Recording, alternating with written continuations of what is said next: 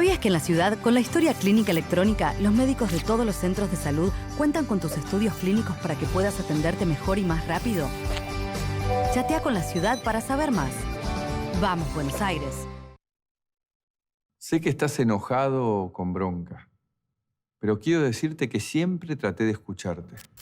El juicio por espionaje se lleva adelante por las escuchas ilegales al familiar de una de las víctimas de la AMIA, Sergio Burstein, y al cuñado de Macri, en pleno trámite de divorcio, a través del ex jefe de la Policía Metropolitana, Jorge Elfino Palacios, y el espía, ex seguridad de Boca, Ciro James, quien tenía un contrato poco fundamentado en el Ministerio de Educación porteño. Todo este tema de las escuchas telefónicas es un invento hecho por el kirchnerismo para solamente, insisto, complicar el día a día de la gestión de la ciudad. Sergio Burstein entendía que era espiado por oponerse a la designación de Elfino Palacios como jefe de la Metropolitana, investigado en la causa AMIA. En realidad nosotros señalamos a Palacios, pero apuntamos al jefe de gobierno. Palacios no era, él no se autonombró jefe de policía, lo nombró el jefe de gobierno. Te escuché y tenés razón. Sobreseyeron justamente al presidente de la Nación. Bueno, recordemos, al momento de la investigación era jefe de gobierno de la Ciudad de Buenos Aires por la denominada causa por las escuchas ilegales. Decisión que tomó el juez federal Sebastián Casanelo. Esta es la prehistoria, es el primer escándalo de espionaje que hackeó a Macri. Recuerden que hasta justo antes de asumir, el presidente estaba procesado por escuchas ilegales. Sí, por un entramado de escuchas ilegales que tenía que ver con el primer jefe de la Policía Metropolitana, una policía ya disuelta. Sobre la hora, el juez Sebastián Casanelo lo desprocesa a Macri, por eso Macri puede asumir como presidente sin tener encima la mochila de esa causa judicial. Los demás terminaron procesados y algún día llegará el juicio oral que viene, como todo en la Argentina, viene muy lento y todo se demora. Pero lo que les voy a contar hoy es este papel. Fíjense, Ministerio Público de la Nación, legajo reservado formado en causa 4262-2017. Acá lo tienen. ¿Qué es esto? Es algo que tiene enojados, furiosos, a buena parte de los jueces de Comodoro Pi. ¿Por qué? Porque era un rumor o un secreto a voces que el gobierno estaba espiando a los jueces. Claro, pero el gobierno perdió las PASO.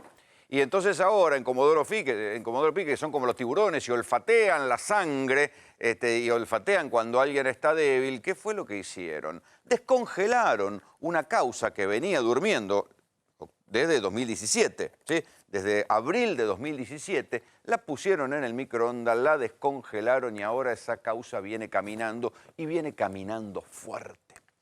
En esta campaña electoral la verdad que se están discutiendo muchísimas pelotudeces, ¿no? Si está mal tirar un gato y que el gato caiga, y si eso es maltrato animal. Se están discutiendo, Patricia Bullrich instaló ahora en la campaña si se puede meter una ley donde los acusados no tengan derecho a mentir, algo que no aguanta un round constitucionalmente. La verdad, boludeces. El candidato Alberto Fernández no quiere hacer ola porque sabe que tiene ventaja y ya en la práctica han virtualmente levantado los actos de campaña. Mientras Macri hace al revés, se desespera por hacer actos de campaña y mostrar masividad. Todo eso es una especie de cañita voladora, de nube de humo, cuando uno empieza a ver las cosas que están sucediendo en otros lugares. Por ejemplo, esta. Imagínense el quilombo que hubiera sido si el anterior gobierno lo hubieran encontrado espiando a 21 jueces federales. ¿Sí? Lo que se deduce de esta investigación, esto es el requerimiento fiscal. La causa, para que ustedes vean que esto no es un invento, ni una zaraza, ni una versión, ni nada por el estilo, la causa la está instruyendo el juez Cánico Bacorral y el fiscal es el fiscal Ramiro González, ¿sí? Fiscalía Federal número 26. Y acá está la fecha en la cual se descongeló la causa, 27 de septiembre de 2019. Disculpen porque nosotros los periodistas solemos anotar los papeles, los tengo todos arrugados, pero acá tienen el comprobante de lo que yo les voy a contar esta noche. ¿De qué se trata esta causa por la cual el gobierno, en su locura, pensó que podía alegremente espiar a los jueces federales? Pues la verdad, algo que ni al más incompetente de los gobiernos se le hubiera ocurrido. Porque claro, los jueces federales algún día te cobran venganza, algún día te la cobran y esto es lo que está pasando. ¿Cómo arranca esta historia? Arranca En 2017, les decía yo, 2 de abril de 2017. En aquel momento todavía no habían sido las elecciones de medio término. Había habido una serie de escándalos previos de espionaje del gobierno que había mandado a espiar gente tan vivo que son de lo que espían y tocan el timbre. Entonces, había habido varios escándalos de espionaje y se ve que de algún sector interno de la AFI filtran una información, una cantidad de información que resultaba tan absurda como imposible de creer. ¿Por qué? Les voy a seguir leyendo el dictamen judicial. En esa, lo que desencadena esta investigación es una nota de Carlos Pagni en La Nación llamada El pestilente círculo negro del espionaje. A partir de ahí, como había información que era información bastante sensible, varios se presentan, los damnificados que dicen que los están espiando, y también los titulares de la AFI, Gustavo Arribas y Silvia Magdalena, y se presentan a los tribunales federales y dicen, investiguen si hay espionaje ilegal. La causa cae en el juez Canicoba Corral. ¿Qué era lo que decía la nota de Pagni y sobre lo cual avanza el requerimiento fiscal? Vean la seriedad de las cosas que estaban investigando. Que estaban espiando a un tal Messi, a la Iglesia Universal del Reino de Dios. O sea, ustedes son los pastores, ¿no? A la peluquería canina Coquetitos de Las Cañitas. Esto era la gente que estaban investigando la AFI. A un constructor llamado Ginebra de Puerto Madero, que efectivamente es un constructor de Puerto Madero, a una financiera llamada Brick, al juez Eduardo Freiler, a Matías Garfunkel, un empresario que fue un empresario periodístico, a Gustavo Vera de la Alameda, a Carlos Ahumada Kurtz, una historia que yo conté, un empresario mexicano que volvió a la Argentina luego de haber tenido una serie de escándalos en México, haber terminado preso y haber sido sobreseído, vino a la Argentina y como el estudio del ministro de Justicia, Germán Garabano, era el que litigaba contra Ahumada Kurtz, le hicieron padecer toda serie de persecuciones, incluido que dejaron entrar a un agente de los servicios de inteligencia mexicanos para que lo fuera a amenazar a la casa. Bueno, todas estas cosas hablaba esta nota. Entonces, ¿qué pasó? Pasó lo que pasa siempre en Comodoro Pi. La historia durmió, estábamos en abril de 2017, se abrió una causa y la causa durmió. Durmió tranquilamente, hasta que en un momento dado, se ve que esto, lo que les digo, el principio del tiburón, vieron que el gobierno tenía algún grado de debilidad, descongelaron la causa y entraron a venir los informes que habían pedido para instruir la causa. ¿De qué se trataban estos informes? Dicen, a ver, migraciones. Le preguntaron a la Dirección Nacional de Migraciones, ¿ustedes están investigando las entradas y salidas de los jueces federales? Y cuando vuelven las planillas de migraciones se ve que sí, que había un montón de pedidos de los movimientos de los jueces federales. Ustedes dirán, ¿para qué quieren saber los movimientos de los jueces federales si entran o no salen del país? Muy simple, para saber si tienen una vida acorde al sueldo que ganan. ¿Sí? Si un juez federal viaja a un congreso, bueno, no tiene nada sospechoso. Ahora, si un juez federal viaja y va y viene a lugares de paraísos en el Caribe 4 o 5 veces por año, y ahí van a decir, che, esto no cierra con lo que gana el juez. Y ahí lo pueden tener, para decirlo mal y pronto, agarrado de los huevos al juez para que falle a favor del gobierno. Esto era lo que buscaban. Hubo un caso, uno de los investigados fue el propio juez Canicoba Corral, que descubrió en un momento dado que le estaban investigando las entradas y salidas del país y que después aparecían publicadas en un diario. Entonces, este juez Canicoba Corral mandó que la jueza Servini de Cubría, él no podía investigarse a sí mismo, o sea, no podía investigar como lo investigaban a él, entonces hay otra causa abierta en el juzgado de Servini de Cubría. Después, que descubrieron también que no solamente la inteligencia o alguien era el que pedía los movimientos migratorios de los jueces federales, sino que también los estaban, como se dice en la jerga, caminando con la UIF y con la AFIP.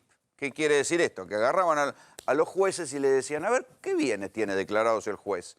¿Y qué lugares frecuenta? ¿Y qué gasto de tarjeta tiene? ¿Esto cierra con sus gastos? Hasta ahí uno puede decir, bueno, era solo curiosidad, pero después se descubrió que no era curiosidad, porque hubo al menos, está testeado el caso de al menos 2 miembros de la Corte Suprema a los que les llegaron al teléfono mensajes de texto, de SMS, no de WhatsApp, sino de SMS, desde lugares tan insólitos como Ucrania, Rusia o la India, donde les decían, che, vos tenés cuidado con lo que vas a votar, porque tenés tal campo y no lo declaraste. cuidado con lo que vas a votar, porque tenés un departamento en Puerto Madero donde te reunís con tu amante y esto le puede molestar a tu esposa. Aprietes, sencillos aprietes a miembros de la Corte Suprema o a otros jueces. Imagínense el clima que hay entre los jueces, que están calientes como una pava. ¿Qué es lo que pasa? En otro párrafo de requerimiento fiscal se lee el nombre de una señorita llamada, esperen que les digo, a ver dónde está, Carolina Lospenato. ¿Quién es Carolina Lospenato? El juez dice, por último, el juez solicitó a la Dirección Nacional de Migraciones que informe a la fecha en que fue otorgado el usuario de acceso a la base de datos de esta dependencia a Carolina Lospenato, da el número de DNI, así como todas las consultas sobre movimientos migratorios realizadas por él mismo, y aquí dependencia tiene que ver con dicho usuario. ¿Por qué ponen esto en el requerimiento fiscal? Porque parece que todas las averiguaciones estas que tenían que ver con inteligencia o con espionaje, las hacían bajo un mismo usuario. Tenían un usuario, que parece que es esta Carolina Lospenato, que, sea verdad o no, utilizaban su usuario para pedir los movimientos migratorios de los jueces, de los políticos, sobre todas las personas que estaban espiando. Esto que hizo que alguien le preguntara, dice, a ver, y ustedes le preguntaron a Migraciones, ¿quién es Carolina Lospenato? Migraciones todavía no contestó. Le preguntaron a la AFIP, ¿ustedes están investigando los jueces? Bueno, están todos los organismos involucrados, están contestando zaraza y están haciendo jueguito. El único que contestó brutalmente fue la UIF, la Unidad de Investigación Financiera, que es una especie de una tropa de choque que tiene el gobierno para meterle, hasta ahora solo sirvió para meterle causas a los exfuncionarios, porque de este gobierno no descubrió nada, no hubo ninguna causa por lavado, no hubo ningún banco que tuviera un reporte de operaciones sospechosas de lavado durante este gobierno. La UIF solo sirvió para mirar hacia atrás, igual que la Oficina Anticorrupción. El titular de la UIF, Mariano Federici, contestó que ellos no le iban a dar información al juez porque la información de la UIF era secreta. Pese a que el juez le está diciendo, escúcheme, usted me tiene que decir, ¿qué juez le pidió que averigüe sobre tal juez? O sea, porque esto es de sentido común. Ni la AFI, ni la AFIP, ni la UIF, ni nadie puede investigar a un juez federal si no tienes con la orden de otro juez. Y no existen las órdenes de los jueces.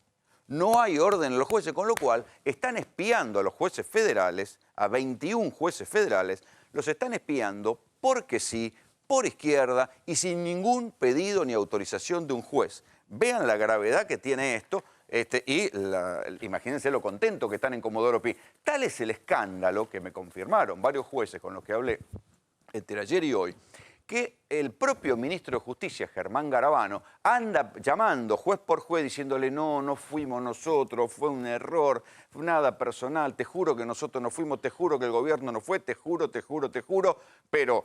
y que esta persona que atribuía que conseguía los movimientos migratorios era supuestamente una persona echada, pero que conservaba el código y vendía la información. Nada, excusas. Estos son los jueces investigados, acá están. Este listado, no es que lo saco de mi cabeza y mi inventiva, muchachos, acá está el papel, el requerimiento fiscal, donde aparecen los jueces a los que estaban haciéndoles espionaje ilegal. Para empezar, el número 1, en el tope del ranking, figura el miembro de la Corte Suprema, Juan Carlos Maqueda, ¿sí? Uno de los investigados a los que la Corte, o sea, a los que seguramente la AFI, porque esto tiene que ver, lo que se está sospechando en Comodoro Pi, esto tiene que ver con el desmadre que es la AFI. Ya la AFI había tenido problemas con un señor que se llamaba Eduardo Miragaya, que era una especie de contratado que tenían por ahí, que hizo desastres y que finalmente lo terminan echando. Después apareció en escena Marcelo D'Alessio, que era también una especie de tercerizado de la AFI, y que también terminó como terminó, y ahí están todavía las causas en Dolores y D'Alessio sigue preso. Y ahora salta esto, que había un festival de inteligencia y de espionaje sobre jueces, y no se sabe sobre quién más. Los jueces, en verdad, están haciendo una defensa corporativa, están investigando quiénes los investigaron a ellos, pero... Insisto, se metieron con gente un poco complicada para meterse. Hay que ponerse a investigar ilegalmente a uno de los miembros de la Corte Suprema. Este es uno de los que aparece, Juan Carlos Maqueda. La número 2, Ana María Figueroa, miembro del Tribunal de Casación. Martín Irursun. También le hicieron los movimientos migratorios y los movimientos fiscales a Martín Irursun. Y eso que Martín Irursun es el tipo que escribió la doctrina Irursun, la que permitió que fueran buena parte de los funcionarios kirchneristas presos. Mariano Llorens, otro miembro de la Cámara, designado por el macrismo, y aún así lo investigaban. Canicova Corral, este es el juez que está investigando justamente la causa. María Eugenia Capuchetti es una jueza federal nueva, recién asumida, y ya la están investigando. ¿Por qué? Porque esta es la que dispuso que era ilegal la detención de Cristóbal López y Fabián de Sousa, y al liberarlos hizo caer todas las causas que tenían. Recuerden que a López y a Sousa los habían mandado a detener porque habían supuestamente querido vender las empresas del Grupo Indalo. La jueza Capuchetti fue la que dijo, esto es un disparate. Sebastián Casanelo, pese a que sobreseyó a Macri en las escuchas ilegales, lo investigaron de todas maneras porque se quejaban de que Casanelo no metía a Cristina en la causa de Lázaro Báez. Y acuérdense que Casanelo también descubrió que le habían plantado 2 testigos para que dijeran que él había estado en Olivos cuando en verdad nunca había estado. Esta fue la operación, una de las operaciones que le atribuyen a Miragaya, este señor de la CIDE. Daniel Rafecas, otro de los jueces a quien quisieron llevar al Consejo de la Magistratura y finalmente terminó salvando. Luis Rodríguez, este es uno de los que tampoco se negó a procesar, también se negó a procesar a Cristóbal López. Servini de Cubría, esta por las dudas, porque es la jueza electoral. El juez Marcelo Aguinsky, acá empiezan con los penales económicos. Juez Marcelo Aguinsky, Javier López Vizcayar, Pablo Yadarola y el camarista Claudio Gutiérrez de Acarco. En verdad, Gutiérrez de Acarco es el TOE, uno de los tribunales solares económicos. ¿Por qué los penales económicos? Porque son los que tienen las causas que tienen que ver con la mafia de la aduana. Otro de los grandes quilombos que involucran a la AFI, a Gómez Centurión, a Patricia Burrich, a Carrió, que se pelearon todos entre sí a ver quién manejaba la caja negra de la aduana. Por eso fue que los terminaron procesando. A ver si podemos volver a la placa, porque teníamos un par de jueces más. Y después, bueno, Sabrina Namer, los demás son jueces de otros fueros. Así que tienen 21 jueces federales investigados. Esto en cualquier otro país sería un escándalo. Y la verdad que no es un rumor que los están investigando. Descubrieron que existían las planillas en migraciones, que había personajes fantasmas que habían pedido los movimientos migratorios del juez. Cuando no les alcanzaba con los movimientos migratorios, le tiraban la FIP. Entonces había también, por inteligencia fiscal de la FIP, le ponían a ver qué bienes tenían los jueces. Y después iban con la UIF. Se ve que lo de la UIF tienen, como diríamos, el culo sucio, entonces contestaron, no sabe qué, no le vamos a contestar al juez, no le vamos a dar pelota. Pero los de migraciones dijeron, no, era un empleado fantasma que se fue. Y los de la FIP no se sabe todavía qué contestaron. En cualquier caso, por los 3 lados, estaban investigando los jueces federales. Ahora bien, esto lleva a Macri. Macri tiene antecedentes de espionaje directos. La verdad, no hay nada para pensar que llevar a Macri. Más bien parece torpeza de los que manejan la AFI, ¿sí? Arribas, Magdalani, que o no controlan la tropa, o la tropa, para posar de influyentes, se meten con los jueces y así los terminan. Piensan que después van a crecer más. No se entiende qué quisieron hacer. Lo cierto es que acá está el requerimiento fiscal, esta es la investigación y después veremos cómo siguen los capítulos. Bienvenidos. Esto es GPS.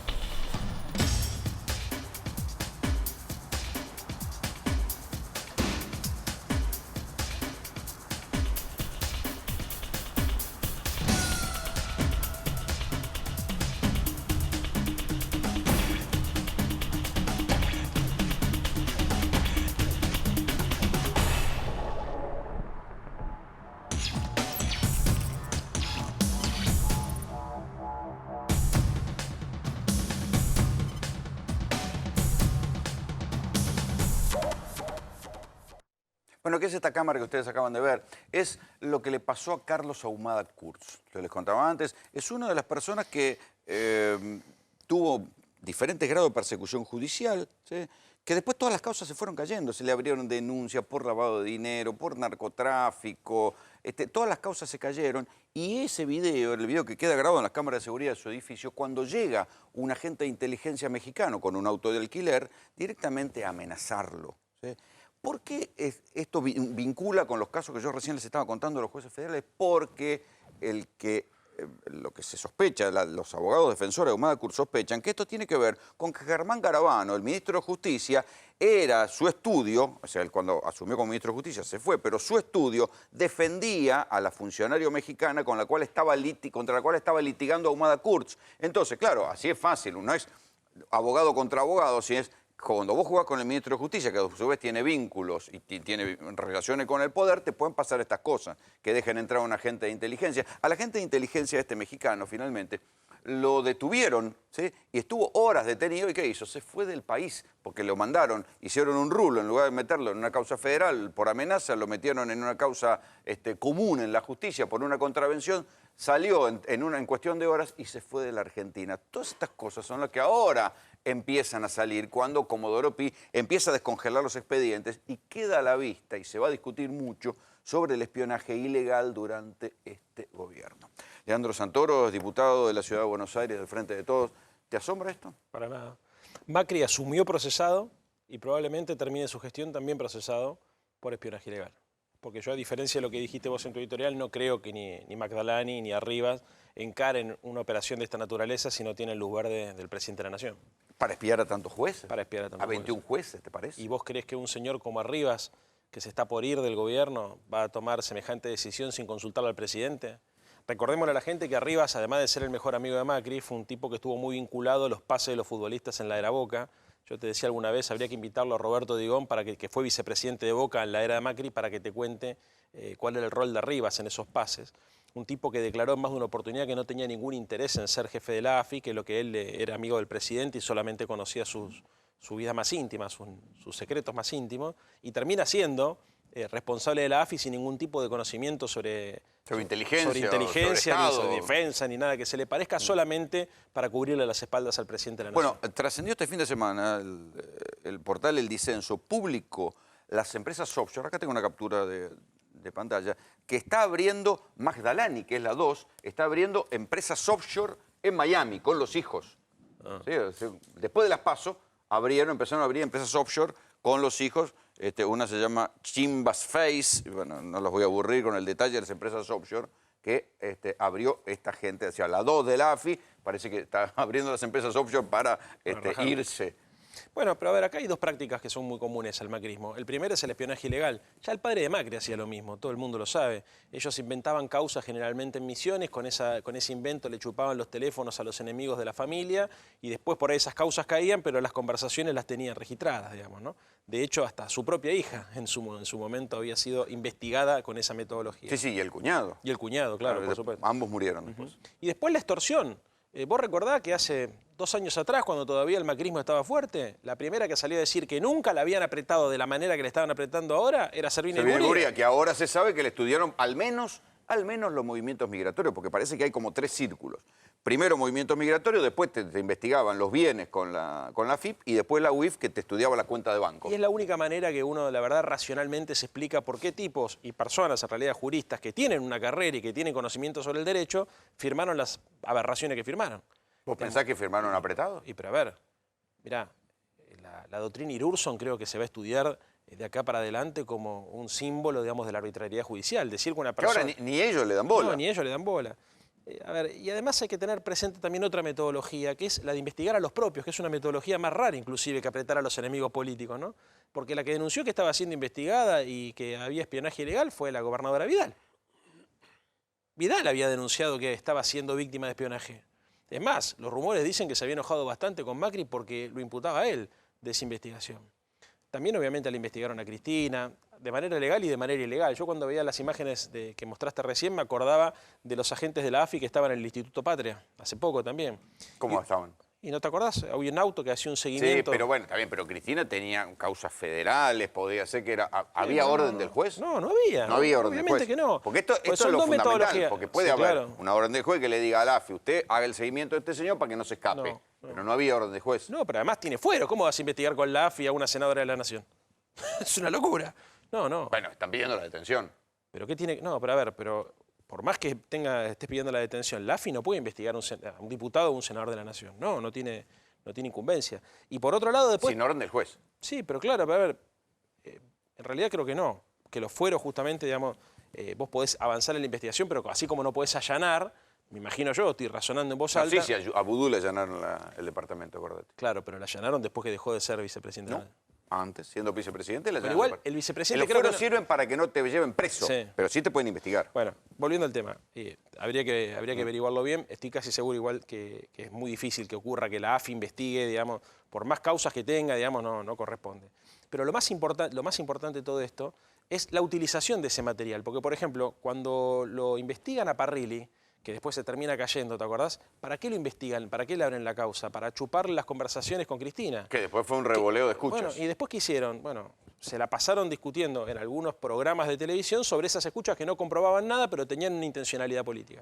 Entonces, este mecanismo, que es el mecanismo más perverso de todo, es el que lleva a la degradación de la política y a que inclusive, digamos, haya una crisis adentro del bloque de poder. Porque hay gente que está en el PRO, que viene de la política y que son conscientes que estas cosas no son gratis. Porque se rompen códigos de convivencia institucionales que son elementales. Como decías vos, en cualquier país del mundo esto es un escándalo. Un escándalo total. Porque además ahora, esto solamente es el capítulo de los jueces, porque la denuncia original dice que investigaban cosas tan importantes como a Leo Messi. ¿Sí? La peluquería canina Coquetitos de las Cañitas. Bueno, ahí hay dos cosas. Explícame que... o sea, que tenían una pyme para vender datos. Exactamente. Bueno, pero yo creo que siempre fueron dos cosas la AFI. Todo el mundo sabe que parte de la plata negra, digamos, de la inteligencia argentina consistía en investigar empresarios para poder después o extorsionarlos o venderles secretos comerciales a su competencia. Exactamente. Eso, digamos, es como que es una cosa constante.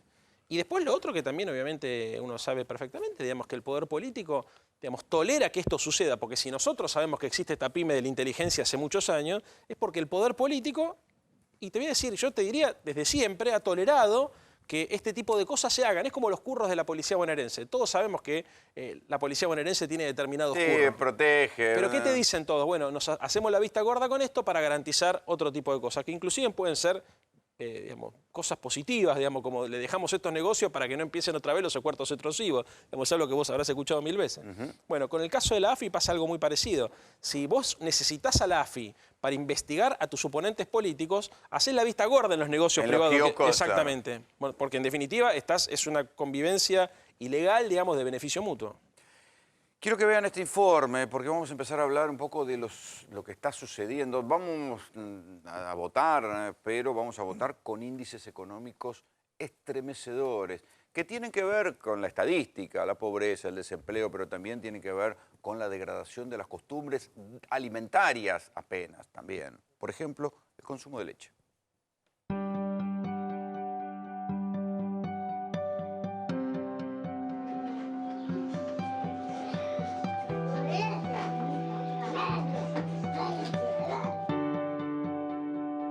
¿Cómo lo viven los barrios a esta baja del consumo de leche? ¿Viene más gente a los merenderos? ¿Cómo es? Sí, la verdad que sí, hay bastante demanda de chicos que están viniendo más en los comedores. Todos coincidimos que hay un montón más de chicos y personas adultas que están viniendo a pedir o el vaso de leche o un plato de comida. ¿Qué les preparan acá? A ver, mostranos. Nosotros preparamos hoy con la compañera, preparó bastante leche en polvo, hizo 2 cacerolas de leche y una cacerola de mate cocido. Necesitan mezclar la leche en polvo con mate cocido para que alcance para todos. Es fundamental mezclarlo porque si no, no te alcanza para nada. No va a alcanzar si solamente servimos leche y mezclamos entonces con el mate cocido tradicional.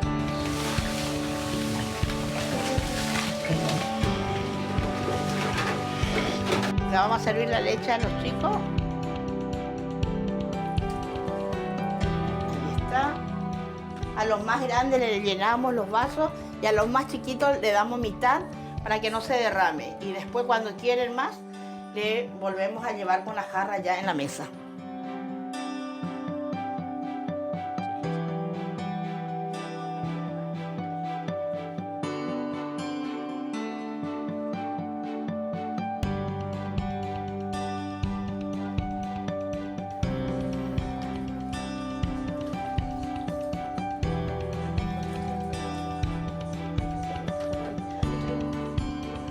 Sandra, ¿por la crisis económica se toma menos leche? Y en casa sí, por eso nos tenemos que organizar así para que los chicos, por ejemplo, mis hijos, con hijos de compañeras, puedan tomar la leche. Hace 3 años atrás ellos tomaban, ponerle 2, 3 litros de leche.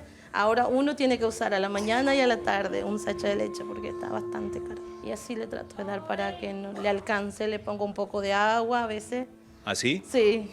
¿A qué le pones agua? A la leche. Ah, empezaste a ponerle agua a la leche. Exactamente.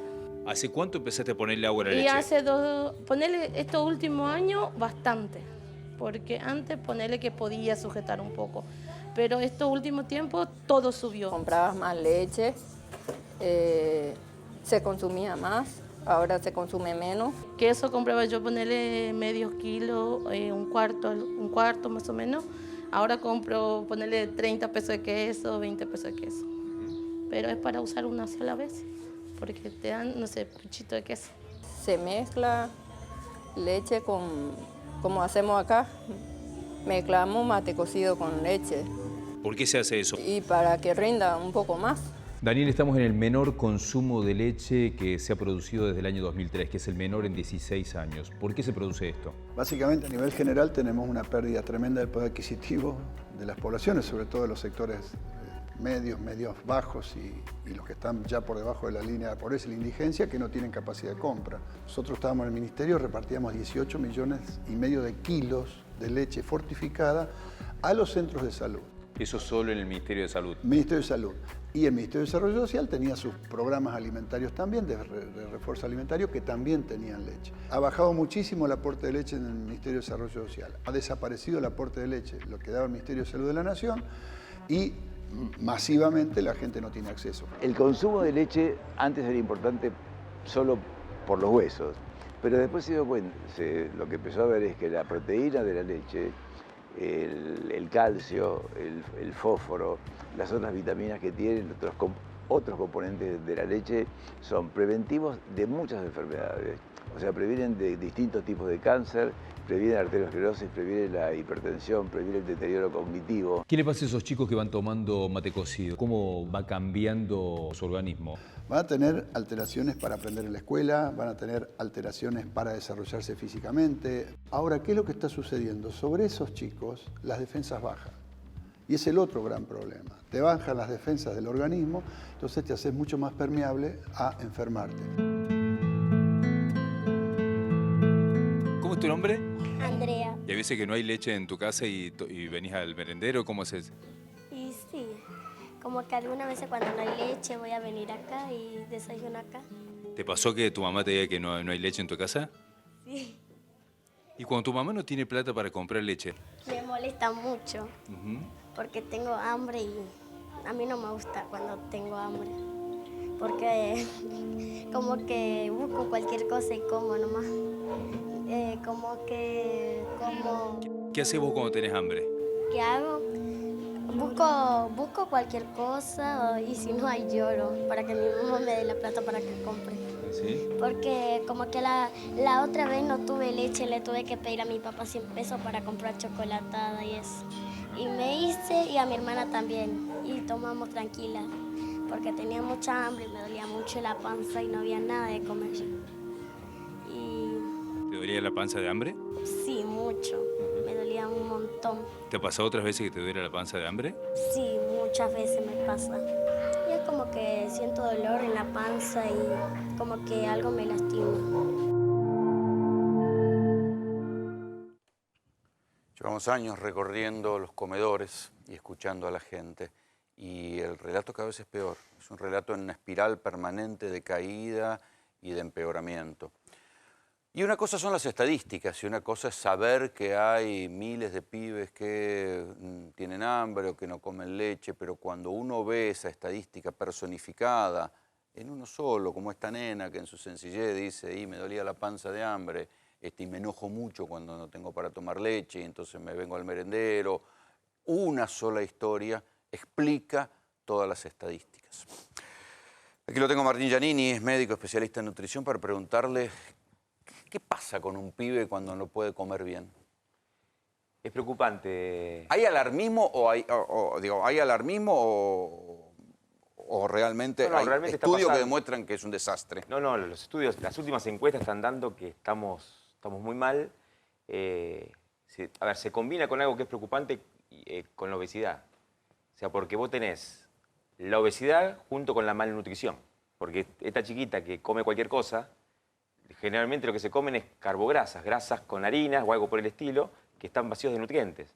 Justamente en un momento crítico... Sí, lo que se dice de los pibes petizos y gordos, ¿no? Claro, porque justamente está en un momento crítico del crecimiento y del desarrollo, en el cual el cerebro y todo el cuerpo se está desarrollando. ¿Es verdad que afecta la capacidad cognitiva o el rendimiento escolar? Totalmente. Ten en cuenta que más o menos el 25% de las calorías que se consumen por día la consume el cerebro. Y el cerebro es una máquina que consume continuamente nutrientes y muy específicos, no cualquier cosa. Entonces, cuando justamente te empieza... ¿Qué necesita un cerebro, un pibe? ¿Qué alimentos necesita para qué? Glucosa principalmente.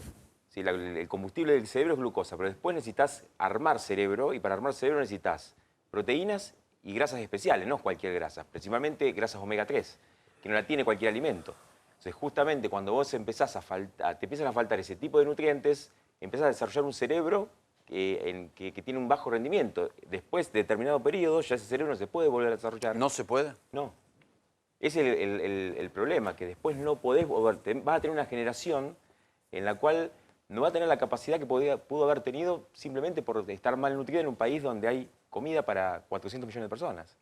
Ese es el gran problema. Y además, que se combina con todos los niveles de conductas que implica el poder picotear, el poder comer cualquier cosa. Por eso después te empieza a quedar para toda la vida. Entonces, estas personas, estos chicos que están comiendo poco, imagínate que cuando sean grandes, comida que ven, comida que van a querer comer. Y de alguna manera eso también va a potenciar un poco todo el déficit que tiene y aparte la obesidad que vos pueden llegar a tener. Así se va armando la rueda. Y les cuento cuando alguien en una familia tiene que criar muchos pibes.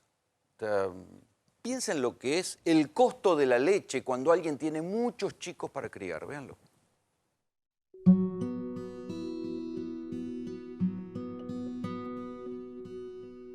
Cuando nos enteramos que eran 3, ahí ya empezamos a armarnos todo para ellos. En plata, si me decís, yo creo que no necesitas hoy por hoy menos de, solo para ellas, en cosas de ellas, menos de 50.000, 60.000 pesos por mes. Entre pañales, talcos, toallitas, tenemos casi 24.000 pesos. Acá, entre las 3, solamente ellas, es 1 litro de leche y 1 litro de yogur por día. ¿Cómo hacen con el tema de la leche de los bebés? Me las da el hospital. ¿Te las da el hospital? Sí. Por suerte. Porque si no sería... Si no serían casi 39.000 pesos, solamente en leche. Una locura, imposible. Igual me la dan hasta los 6 meses. ¿Y qué van a hacer después? No, y después ya empiezan a comer y bueno... ¿Y chau leche? La verdad que es una incógnita. El cálculo es 1 litro de leche y 1 litro de yogur por día. El yogur lo hago yo, saborizados, con fruta o simples, y abaratas muchísimo en eso. A ver, Leandro, ¿qué se está discutiendo en el Frente de Todos? Se hicieron una presentación de un plan contra el hambre. ¿Qué es lo que están discutiendo ustedes? Mira, hoy estuve justamente en la oficina de Daniel Arroyo hablando sobre este tema.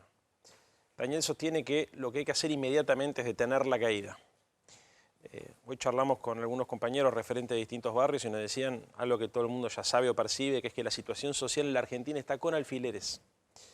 Con alfileres porque cuando se te complica comer, eso genera tensiones y genera problemas en toda la vida. Y con alfileres ahora. Y si hay una movida que se te suelta el dólar, se te dispara la inflación, no quiero imaginar lo que puede hacer. No se puede. Eso es lo que está todo el mundo mirando. Pues, también todo el mundo está mirando después de las elecciones a ver qué pasa. Sí, claro.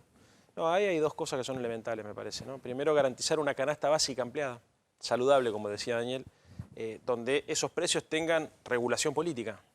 básicamente porque mientras vos vas laburando sobre la macroeconomía y vas ordenando las cuentas y vas generando condiciones para la reactivación, capaz que te tardás un año. Y estamos hablando que hay gente que no tiene para comer ahora, entonces mientras se resuelve la macro, en la micro tiene que haber un programa muy concreto donde los alimentos, además de llegar vía los comedores y los merenderos comunitarios, para las personas que no asisten, que todavía tienen condiciones de comer en su casa, hace una canasta de productos elementales. O sea, para evitar que la gente siga yendo a los comedores. Exactamente, exactamente. Porque además es un nivel de degradación. Exactamente. Digo, vos podías comer en tu casa, ¿por qué tenés que ir a comer además a un comedor? Pasan dos cosas y una es terrible además. La primera es, obviamente, que está yendo cada vez más gente a los comedores. Y la segunda es que cada vez el Estado le manda menos comida. Y lo que ¿Manda menos comida? Por supuesto. Dijeron que no. Bueno, no. Carolina Stanley había dicho que había aumentado la cantidad de comida, que cuando se discutió la emergencia alimentaria, buena parte de esas cosas se estaban haciendo. Lo que pasa es que, aunque te manden más cantidad de comida frente al aumento de la demanda, la proporción termina siendo menor. Y el segundo punto es que hasta la semana pasada se estaba incumpliendo la ley de emergencia económica. No se había transferido ninguna partida hacia lo que se tenía que transferir para garantizar, si querés, el sobreabastecimiento como consecuencia de que no había habido refuerzos. No hubo refuerzos y lo que está pasando, esto para que la gente entienda, esto sucede día a día. En los barrios más marginales y periféricos es día a día, cuando se para la changa, la gente deja de tener ingresos en la familia y ¿viste? Deja de comer. Los precios de los alimentos siguen subiendo por encima del promedio general de precios, entonces la presión sobre los comedores y los merenderos es mayor, tiene que atender a más gente con la misma cantidad de comida, con un poquito más de lo que tenían antes, pero menor en relación a la demanda. Sí, y la diferencia de dermatismo, porque por ahí en la clase media, esto es lo que veíamos de la gente que tiene que criar trillizos, dice, bueno, se dejan de salir, ajustan, pueden ajustar por otro lado. Ahora, cuando vos estás al límite de tu subsistencia y te quedás sin laburo, tenés que ir a comer a un comedor y te quedás con hambre. Sí, déjame decir una cosa más porque también hay como un prejuicio en términos de que la política social es solamente asistencialismo, política focalizada para que la gente come y nada más. No, digamos, lo elemental es que la gente coma, pero después tiene que haber rápidamente, y en esto también está trabajando Daniel, un plan de obra pública que permita rápidamente contratar gente para hacer cosas simples, cordón cuneta, pequeñas obras, reactivar la economía en función también de una visión un poco más productiva y fundamentalmente donde el trabajo empiece a volver a hacer andar la rueda. ¿No habría que mantener las escuelas abiertas para que la gente pueda ir a comer? Tal cual, sí. Porque digo, buena parte de los pibes se alimentan hoy en los comedores escolares. Sí, y es ahí además donde tenés que poner, como seguramente el profesional acá te lo va a afirmar, la nutrición en los primeros años es la más importante, digamos, hace después a la... O sea que vos pensás que ¿me puedes confirmar o no? ¿Se está discutiendo dejar las escuelas abiertas para este verano? Hoy no sé si para este... Entiendo que sí, digamos, no voy a hablar por Daniel en algo que no hablé. Hoy me junté con Daniel, estuvimos en la oficina de él, y la verdad que fui con el Pitu Salvatierra, que es un referente nuestro de Ciudad Oculta, y el Pitu le decía, mirá, esto es una cosa elemental, necesitamos que los colegios estén abiertos y que le den la comida a los pibes. Lo están pidiendo dirigentes sociales. Sí, claro, sí. Yo tenía el dato de que se estaba discutiendo esto, pero no sabía que ya era un reclamo. Te cuento, a ver, capaz que casualidad, digamos, pero hoy a la mañana, al mediodía, en realidad estuve en la oficina de Daniel, fuimos con un grupo de compañeros para charlar estos temas.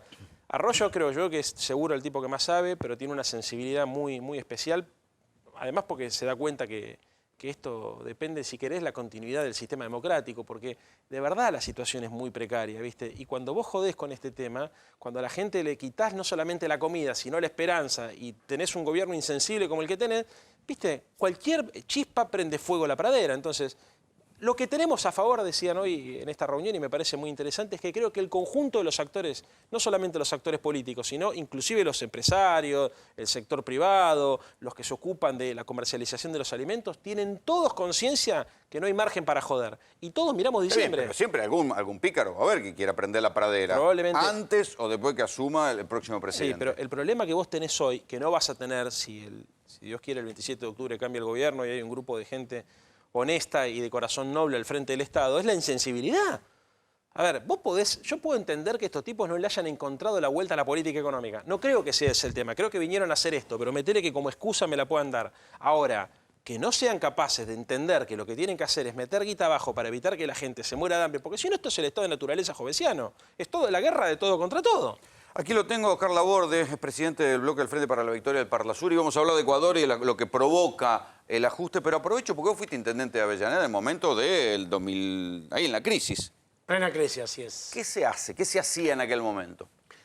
Y uno trata de tener todos los actores compenetrados, comprometidos, informados. Nosotros, cuando fue el estallido en el 2001, en diciembre, convocamos a los hipermercados que vienen a Avellaneda, convocamos a la Iglesia Católica, a los evangelistas, a la CGT y a la CTA, y a los movimientos sociales. De esa manera se evitó que en aquella ocasión, en aquel diciembre, no hubiera saqueos, pero bueno, también los hipermercados comprendían que tenían que donar cantidad. Que pusieran para no ser alimento para que saqueados. no hubiera saqueos. Le pedíamos que no den comida en la puerta de los supermercados para no contagiar, y sí que vamos a ir a los barrios a hacerlo. Sí, ahora tiene que haber un compromiso muy grande de todos, de todo el día pensando en eso, ¿no? Porque efectivamente si se saquea o si sucede esto, es porque se necesita, ¿no? También está esa idea de que, bueno, se embarazan para tener un plan, es más cómodo tener un plan que poder trabajar. Bueno, eso efectivamente es una mentira, es una hipocresía, porque nadie puede creer realmente así. Bueno, ¿cómo se hace? Estando muy presente, cosa que ahora evidentemente no sucede. Siguiente. Vos imaginate que estás en un avión, se enferma el piloto y alguien pregunta, ¿quién es el más bueno que vaya y maneje?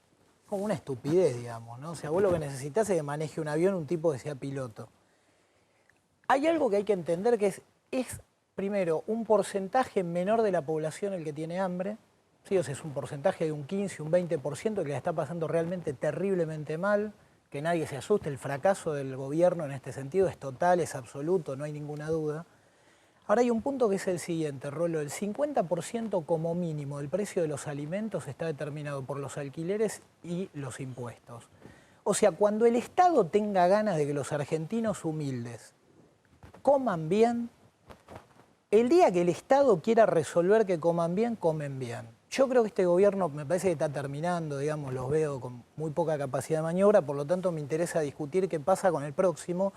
Y me interesa sobre todo que intendentes, hay 1.500 intendentes que no son del gobierno nacional. 1.500 intendentes no responden, perdón, 1.500 intendentes responden al PJ y sus amigos. Muchos son conocidos míos, digamos. Ninguno se tomó seriamente durante estos 4 años hacer lo que un Estado municipal puede hacer para que la gente humilde, que te repito, no es la totalidad. Está bien, es imposible darle de comer gratis de un municipio a un pueblo. Ahora, por favor, compañero intendente, si no sabe cómo hacerlo, llama por teléfono, fiera. Es una vergüenza, Rolo. Lo que hizo el gobierno nacional es una vergüenza. Lo que hizo Carolina Stanley es de un nivel de ineficacia absoluto. Es patético.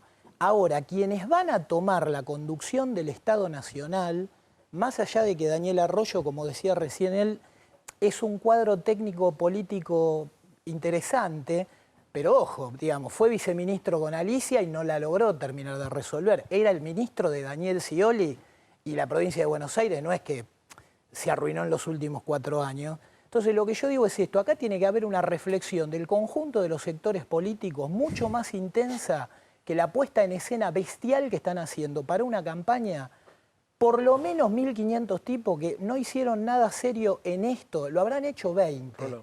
¿Está bien? 1.480 no los últimos 4 años. A ver, vamos a decir las cosas un poco más claras. ¿Qué es lo que se necesita? Una sociedad que produzca empleo, que redistribuya equitativamente la riqueza, ¿no? Si esto no sucede, que es lo que está pasando acá, claro, por lo menos tenés que tener un Estado presente que garantice que la gente no se mate para morfar.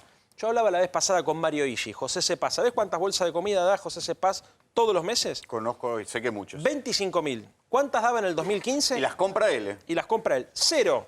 En el 2015 repartía 0 bolsas de comida, hoy da 25.000. Sobre 500.000 personas, imagínate la cantidad de lo que eso representa. ¿Qué es lo que está sucediendo? Destruyeron el empleo.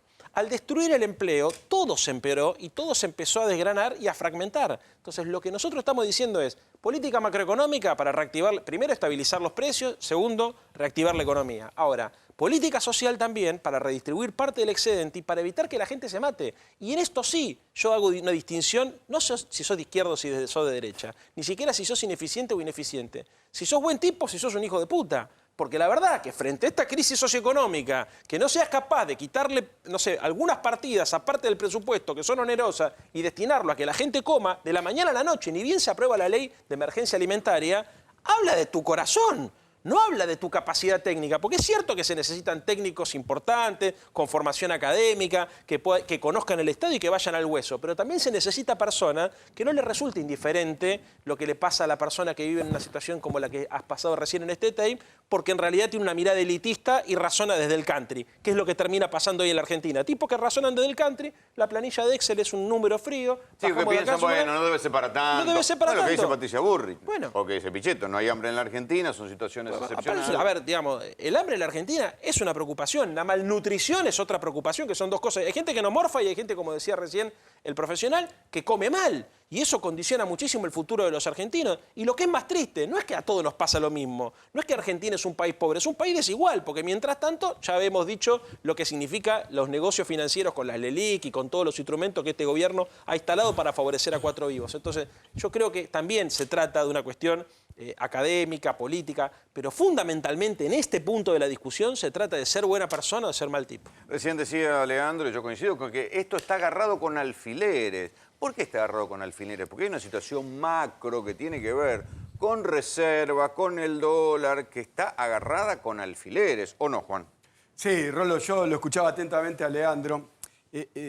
Claramente, el único que puede ser solidario, el único que puede dar solidaridad, Rolo, es el Estado. Después, yo entiendo que la donación del 1%, bienvenido sea, que los chicos hoy, ahí lo veíamos en el informe, lo necesitan, bienvenido sea, pero el único que puede dar solidaridad es el Estado. Lo demás, Rolo, es limona. ¿Por qué te digo eso?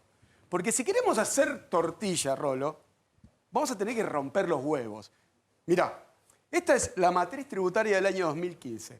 Bienes personales era el 1,2% y el IVA representaba el 27,7%. La recaudación era 1,2 billones.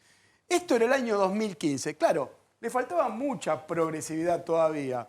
Pero vos fíjate que, ahí escuchaba la descripción de este gobierno, se vinieron a bajar los impuestos, Rolo. Con la ley de blanqueo y reparación histórica bajaron bienes personales que la recaudación a septiembre del año 2019 comparado representa el 0,5%. Se recaudó en términos nominales lo mismo. Y mirá el IVA, el impuesto que pagamos todos, los ricos y los pobres, recaudó mucho más.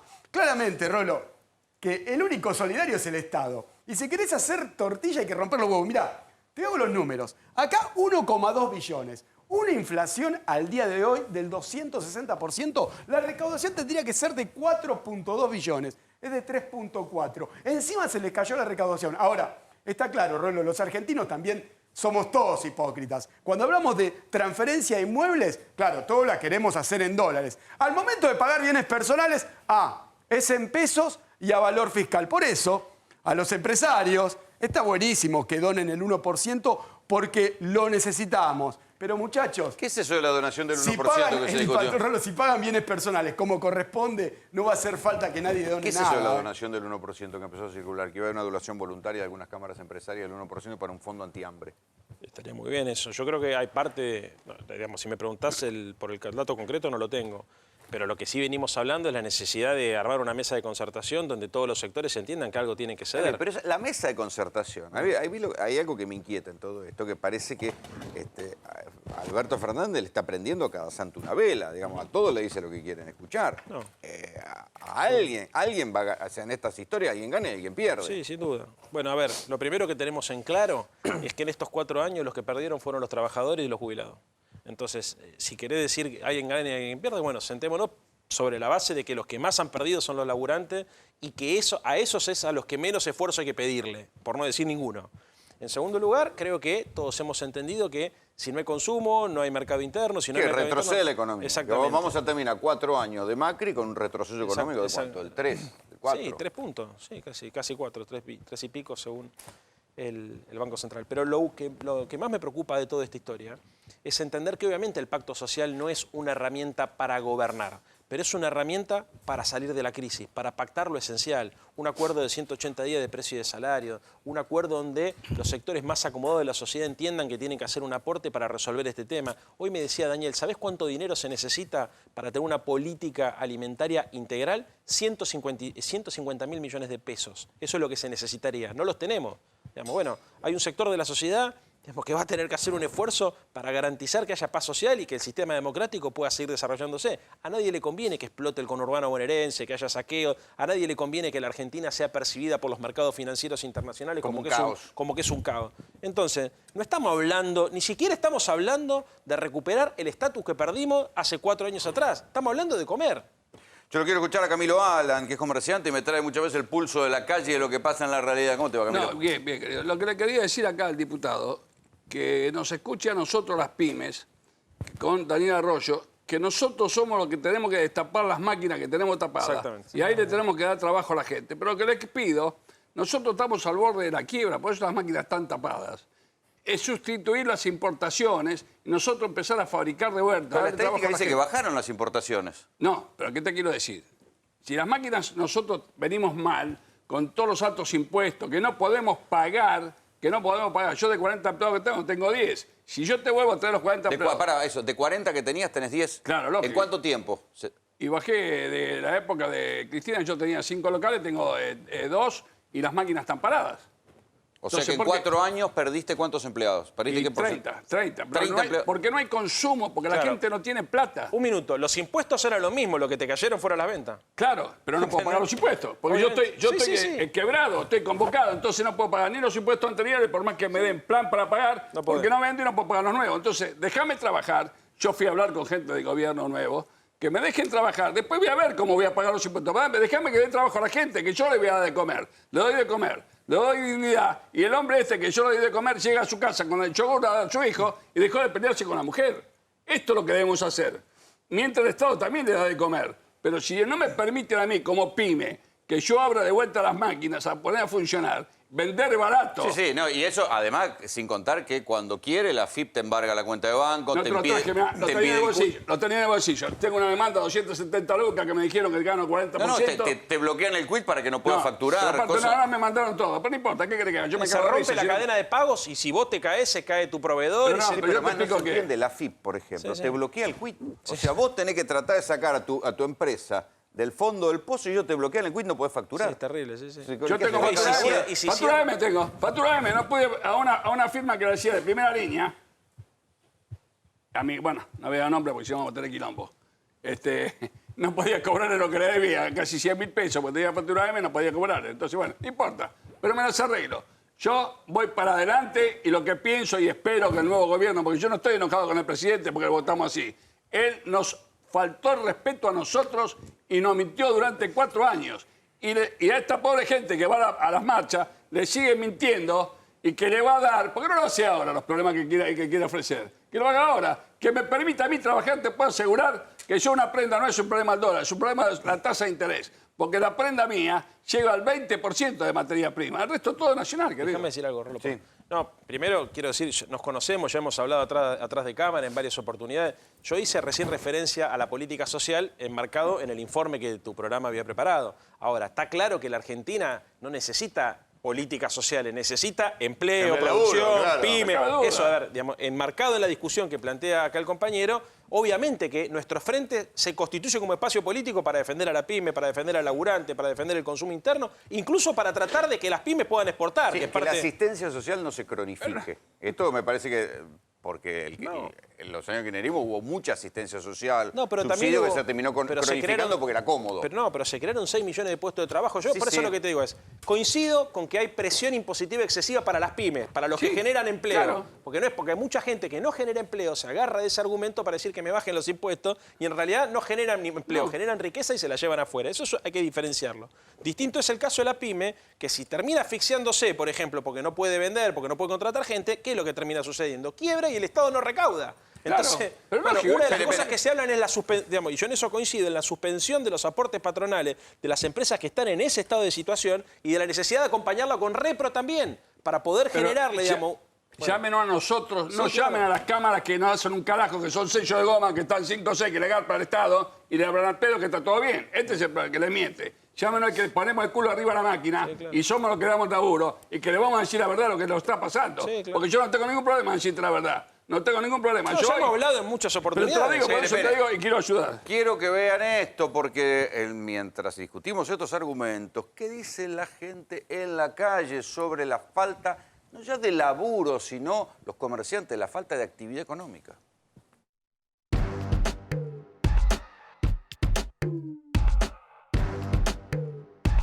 El consumo ha bajado un poco, pero tampoco es tan malo debido a la situación. O sea, si vos hoy comparás que yo fabrico y tengo carteras que vendo a 350, 450 pesos cuando un combo de McDonald's está en esos valores y no se quejan y te quieren carteras más baratas. O sea, es un país incomprensible. ¿Cómo haces para trasladar el costo al precio final? Bueno, generalmente le doy trabajo todo el año a las personas y, bueno, rebajo la costura, o sea, la mano de obra de los que me fabrican, pero les doy trabajo todo el año y cantidad. Entonces tengo precio. Entonces se dice que soy Tito baratito. Y si todo el mundo fuera como yo, tendríamos un gran país. ¿Cómo está el tema del consumo en el sector textil? El nivel de consumo se deprimió, en realidad, por las pocas ventas al consumidor final. Realmente no te da margen, o sea, estamos hablando de, por ejemplo, nosotros compramos cierres hace 2 meses alrededor de 12 pesos y ahora está a 24. Los cierres son importados, digamos, o sea, vienen a un precio dólar. Lo que no aumenta son los valores que se le dan a la confección, por ejemplo. Nosotros, o sea, hay empresas que todavía están pagando precios del año pasado, de principios del año pasado. Estoy hablando de remeras muy baratas, o sea, todo lo que es confección no aumentó al volumen que aumentó todos los insumos, ¿no? Los pequeños talleristas o los costureros mismos deciden migrar. Entonces se está migrando a Brasil, a Chile, incluso a Bolivia mismo, porque ahí, en comparación con el dólar, están teniendo un mayor ingreso, digamos, ¿no? ¿Tenés un jardín de infantes? Sí. ¿Y qué venís a comprar acá, Once? Vengo a comprar ahora disfraces para el Día de la Diversidad. Vinchas, plumitas, friselina, telas para hacer los ponchitos, todo compro acá. ¿Siempre venís a comprar a Once? Hace 30 años, 40. ¿Y qué cambios notás en el último tiempo? Que no hay telas, que no hay nada, que cada vez hay menos. ¿Cómo que no hay? Y hay poca variedad, hay poca cantidad, poco... No, cotillones sí se van multiplicando, pero la parte de telas no.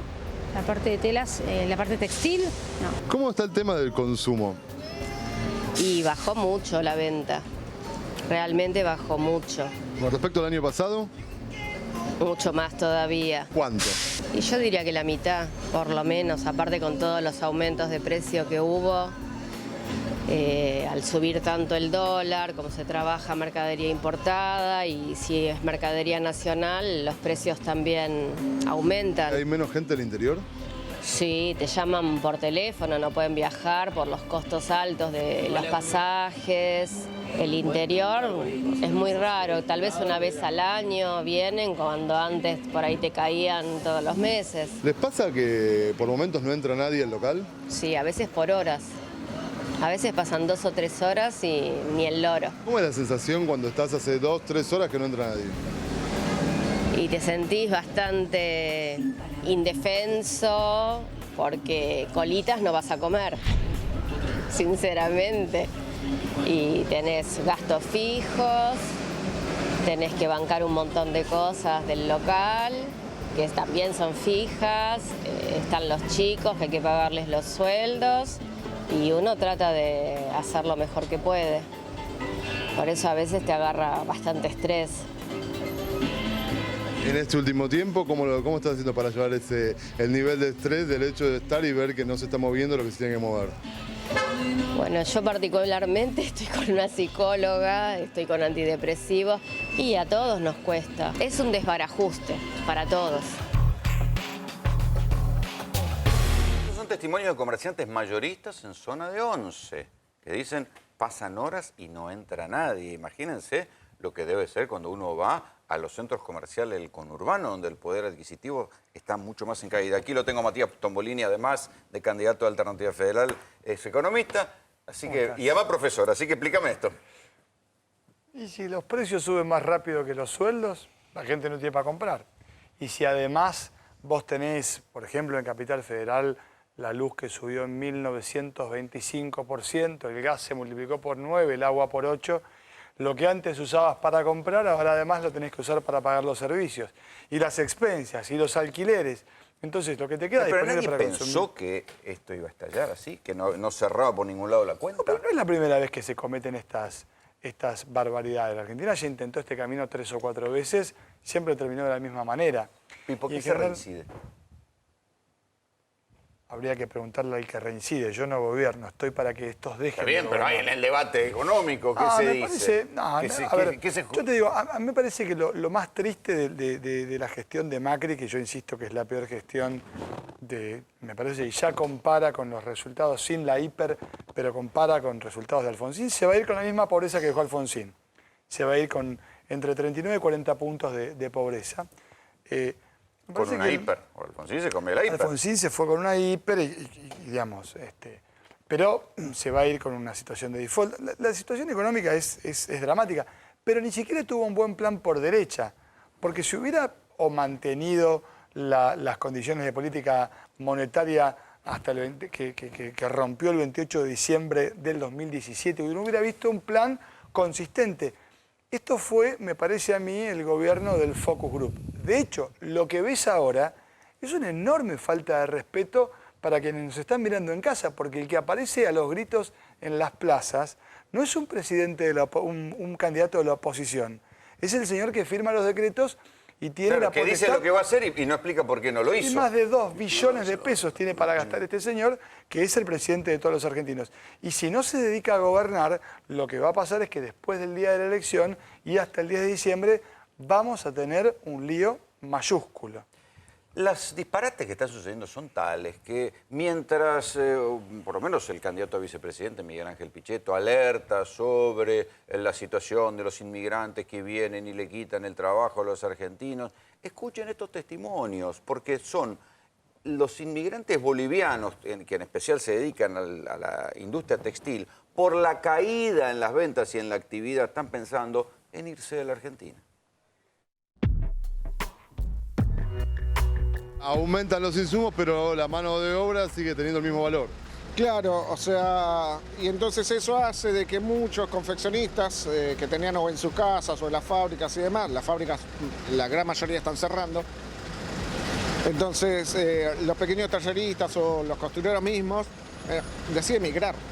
Entonces se está migrando a Brasil, a Chile, incluso a Bolivia mismo, porque ahí, en comparación con el dólar, están teniendo un mayor ingreso, digamos, ¿no? Hoy por hoy, imagínate que algo que te paguen a 60 pesos, que es difícil, es $1. Mientras que en Brasil podés ganar hasta $2 por la misma confección. ¿No sabes que se están yendo del país? Claro, sí, hay una... ¿Pero es algo generalizado que se están yendo del país? La gran migración boliviana, por lo menos boliviana, que es de lo que más conozco, gran parte se fue durante inicios de este año y hasta ahora se siguen yendo. Porque es muy difícil competir con esos niveles, ¿me entendés? O sea, imagínate que hay empresas que están queriendo pagar 17 pesos la confección de una remera. 17 pesos. Es un cuarto de litro de leche. A ver, Camilo, ¿es así? ¿La industria textil no deja ni para que los que vinieron de Bolivia para mejorar su situación ahora se estén volviendo? Es verdad, es verdad. Nosotros vendemos... es el sueño de Pichetto, ¿se van los bolivianos? No, pero no se van a ir. Déjame decir ahora que yo les voy a pedir. Yo soy proveedor también de la salada, que un día vos estuve acá con él. Yo les pido a la colectividad boliviana y a todos que no se vayan. ¿Por qué? En este momento yo con la fábrica mía tengo esperanza de voy a empezar a producir. Fíjate que mañana viene una diseñadora y todo eso. ¿Por qué? Porque no hay stock. Vos escuchaste que hay gente que dijo que la gente no había mercadería en las fábricas. No tienen stock. Los comercios como los nuestros, no tenemos a veces dónde ir a comprar productos terminados, porque la gente se comió el stock.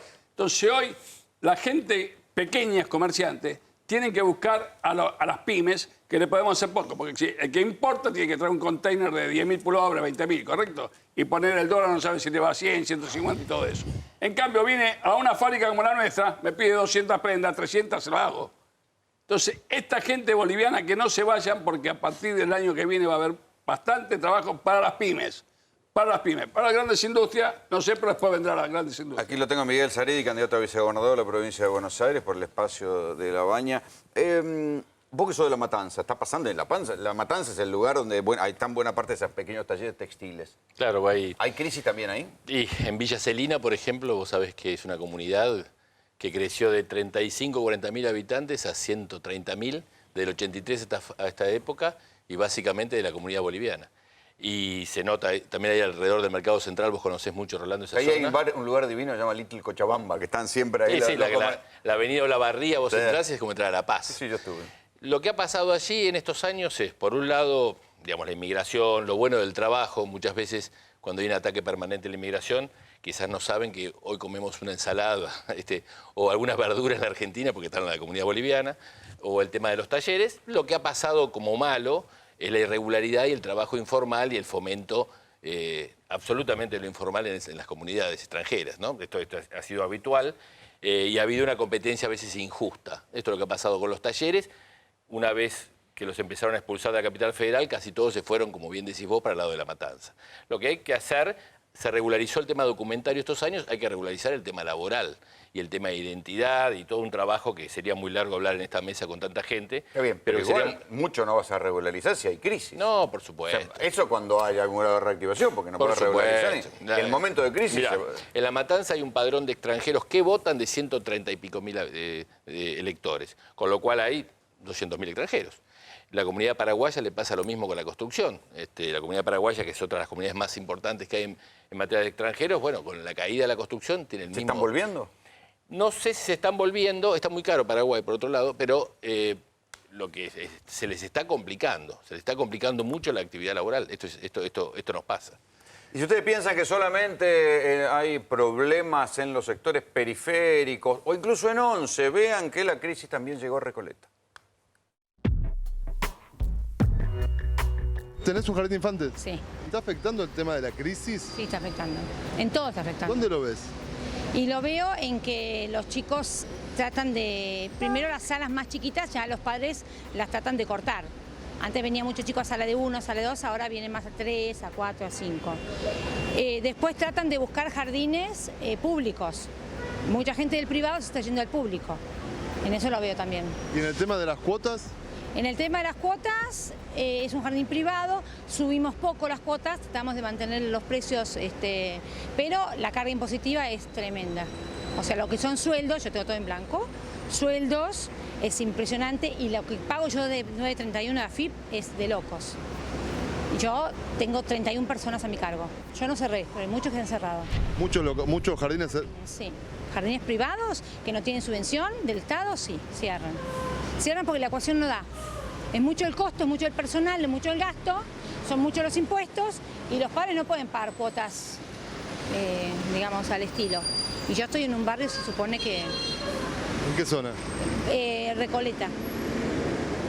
¿La crisis llegó a Recoleta? La crisis llegó a Recoleta, sí, por supuesto. La crisis llegó a todos lados.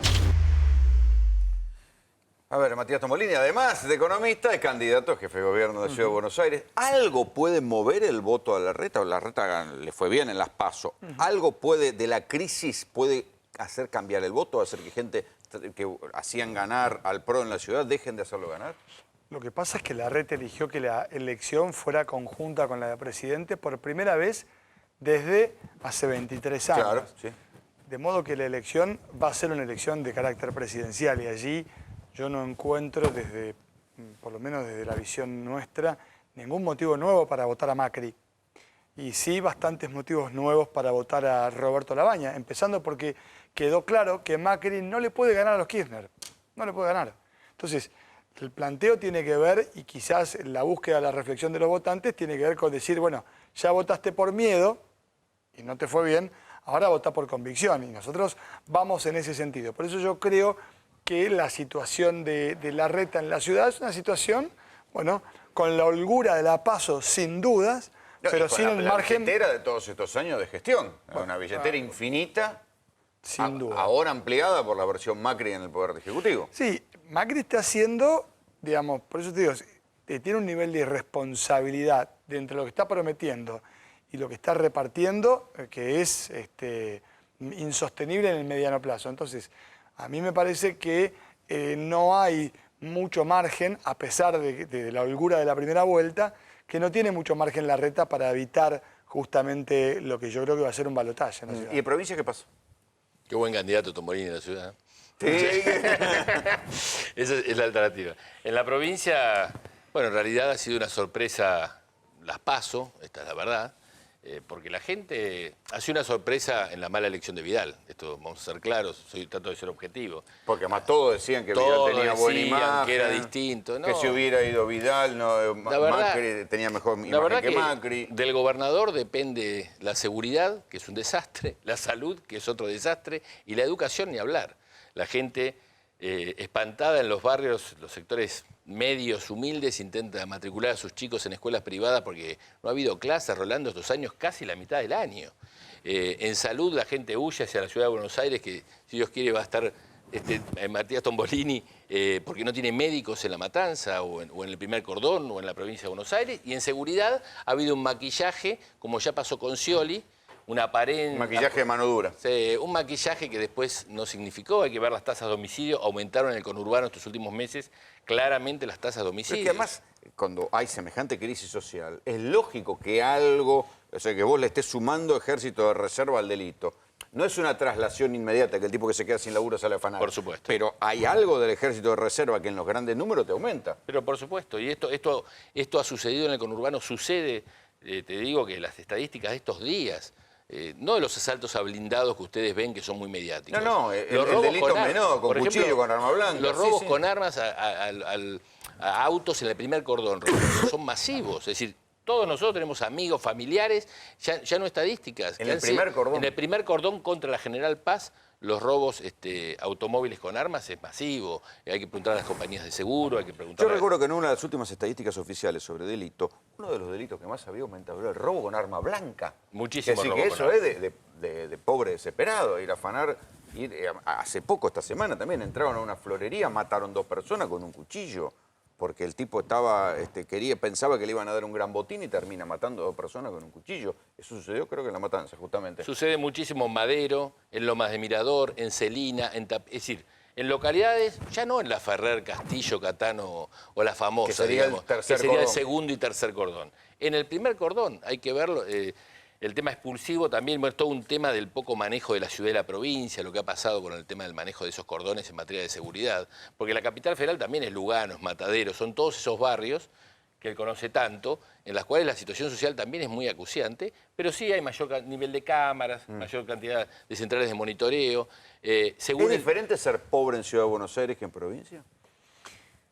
Bueno, a ver, la dimensión de la pobreza en la Argentina se mide en función de los ingresos y la capacidad que tenés para cubrir lo que se llama la canasta básica total. Pero el gobierno dice, bueno, además de la pobreza y de los alimentos hay otras cosas, la cloaca, la luz... Sin duda y que eso mejora y la gente también lo valora. Hace décadas que ha resuelto los problemas de infraestructura de los cuales vos estás hablando. Lo que está claro es que en estos 4 años se perdió una enorme oportunidad, que es la que tiene que ver con tener por primera vez en décadas también los 3 gobiernos del mismo color. Yo creo que van a ser 4 años perdidos. Bueno, es que no se construyó un puente por encima de la General Paz, sino que se siguió edificando un muro. Y entonces ahí es donde me parece que no a pesar de que las 3 administraciones eran propias. Es el muro de México, como dice Matías. Es nosotros que vemos nuestros vecinos de Celina que intentan cambiarse el domicilio a Lugano, a Mataderos. Se cambian el domicilio para tener un médico. Es México, Estados Unidos. La General Paz es un muro tremendo para nuestra gente. Con una diferencia de recursos... Sí, claro. Ojalá nos pudiéramos pelear algún día por los recursos con Matías. Es muy bueno. Nosotros para defender la coparticipación de la provincia de Buenos Aires, que es absolutamente injusta, y en lugares como La Matanza, tétrica, los recursos que recibe al lado de lo que recibe la ciudad de Buenos Aires. Por eso la ciudad de Buenos Aires han estado hasta los de la Rúa, ¿no? Digamos, porque esto no es un tema de la red. No, está claro, y la gestión de la reta es discutible cuando la de Macri sin duda es indefendible. Pero me parece que vos recién mencionabas el tema de la coparticipación, y esto, por ahí, quien nos está mirando en casa, uno dice, ¿por dónde va? Exacto. Digo, la gobernadora de la provincia de Buenos Aires y el jefe de gobierno formaron parte de los pocos jefes de estados provinciales que no reclamaron a Macri por la que es de todos nosotros como contribuyentes. Cuando Macri manotea la plata de los recursos federales bajando el IVA sin consultar con absolutamente nadie. Y la Corte ahora le dijo, tenga mano, compañero. La Corte a los gobernadores que se presentaron le dijo, miren, no.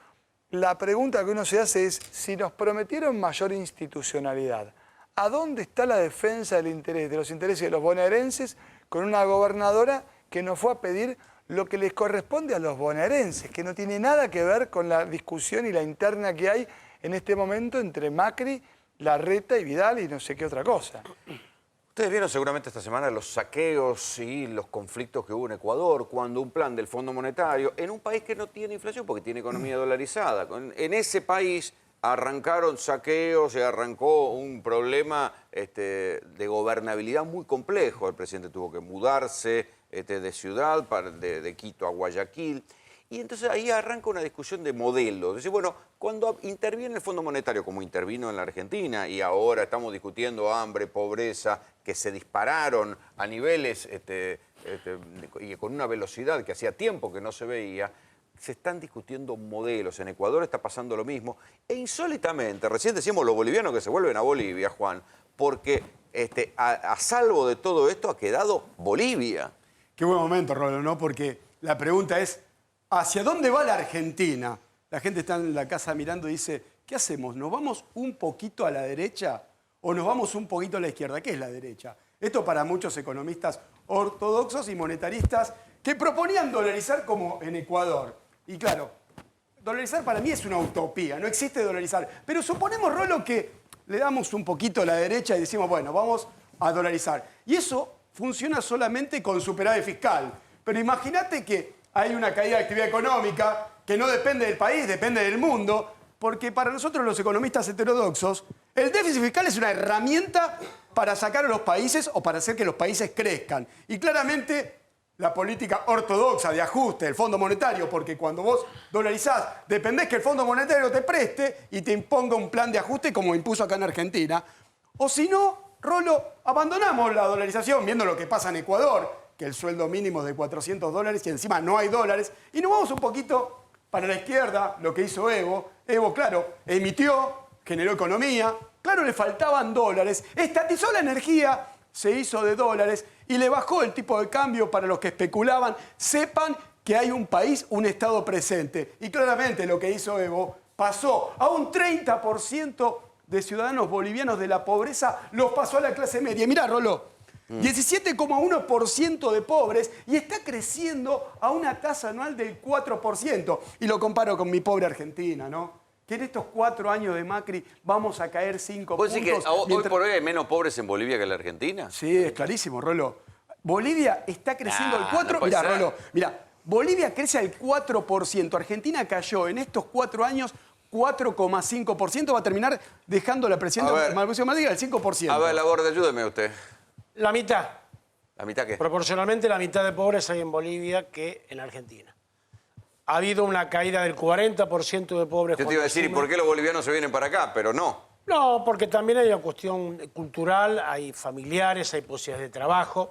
La boliviana es una economía, como se ve en el gráfico, pequeña, pero que está creciendo, como acá se decía, 357% creció el Producto Bruto desde que Evo Morales llegó al gobierno hasta ahora.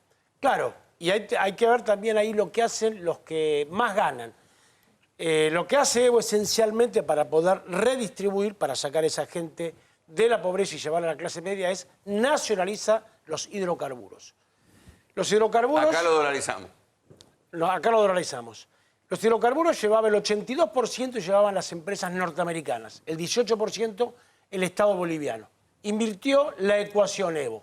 Todos Pero acá dijeron, se nacionalizó YPF y no sirvió. Claro, nos vamos a ir y sin embargo se quedaron. Entonces, lo de Ecuador es muy gráfico. Lo que sucede en Ecuador con esto de los saqueos, recordemos que primero comienza con los automovilistas, con los transportistas que le duplican el precio del combustible. Imagínate lo que sería acá el quilombo si te duplican Bueno. de la noche a la mañana el precio del combustible y lo que desataría en términos de inflación. Exactamente. Entonces, es interesante ver 3 países similares, ¿no? Son andinos, son pequeños, Perú, Bolivia y Ecuador. ¿Y cómo está cada uno? Ecuador creciendo al 4 o 5% mensual, Bolivia y Ecuador estallado. Y Perú estallado. Con los últimos presidentes presos, entonces tiene que haber un problema de modelo, porque está bien la buena voluntad. Ahora, el problema es qué modelo vos tenés. Porque acá, mientras vemos la miseria terrible, ¿no? Uno no puede dejar de emocionarse cuando ve esos testimonios, que lo vemos en el conurbano todos los días. Ahora, cuando se ve la cifra que ganan los bancos, que se ganan con las letras y con los bonos, es escandaloso. Es una hipocresía que no se diga a dónde está, a dónde se puede recurrir. Y claro que Alberto Fernández va a acudir a eso porque ya los dijo. Alguien tiene que pagar esta reparación y efectivamente van a ser los sectores financieros que se han recontra enriquecido en estos ¿Hay que hacer un cambio de modelo en Argentina? A juzgar por los resultados, sin duda que sí. Y si es el modelo boliviano o no, la verdad es que me parece que las características de la economía boliviana son bien distintas de la Argentina y tal vez no hay ese margen. Sí me parece que el modelo que intentó Macri, que tampoco es fácil de explicar, en la facu dando clase vos decís el modelo de Macri y tenés que explicar, digamos, desde la hora 12 hasta las tasas al 80, el cepo que se iba que vino, la inflación que se combatía que es el doble. Entonces es un modelo dificilísimo, es el modelo del focus group, insisto yo, es el modelo de lo que dice el focus group que hay que hacer. Pero sin duda que hay que tener un cambio de modelo. Yo creo que igual lo primero va a ser gestionar lo urgente. Cuando la comida se dispara 10, 12, 15%, se va a conocer la semana que viene el dato de inflación, y los salarios no acompañan, el hambre, por eso el planteo de La Baña, cuando arranca antes que el resto, y primero dice paremos la campaña, pasan 15 días, no pasa nada, y dice emergencia alimentaria, la iglesia sale atrás, hoy es ley, no es un planteo de alguien que está buscando un beneficio electoral, es un planteo de un tipo que ya manejó una crisis como esta, pero insisto, olvidémonos de la cuestión estrictamente electoral. Cuando La Baña se hizo cargo de la Argentina, la inflación en abril del 2002 era 10,4% y en octubre fue 0,2%. Entonces, el tema del hambre... Lo que pasa es que La Baña la da vuelta cuando dice, bueno, muchachos, se acabó, acá hay que pagar retenciones, impuestos para la retención agropecuaria, y de ahí dio vuelta el Rolando, déficit ¿qué es lo que fiscal. hizo? A ver, porque la política en definitiva es gestionar el no. Entonces, lo que hizo fue administrar la la crisis. El gobierno de Macri, ¿qué es lo que hizo? Dualde estaba temblando antes de la reunión de los 16 gobernadores Si no aparecía, y La Baña. pero por eso, si no aparecía Roberto La Baña con esa manera de gestionar o de distribuir los costos de la crisis, Argentina terminaba implosionando como iba camino a hacerlo. Y yo lo que digo es, hoy vos tenés que administrar los costos de la crisis. ¿Qué hizo Macri en sus 4 años de gestión? Pateó la pelota. No, administró las ganancias y socializó las pérdidas.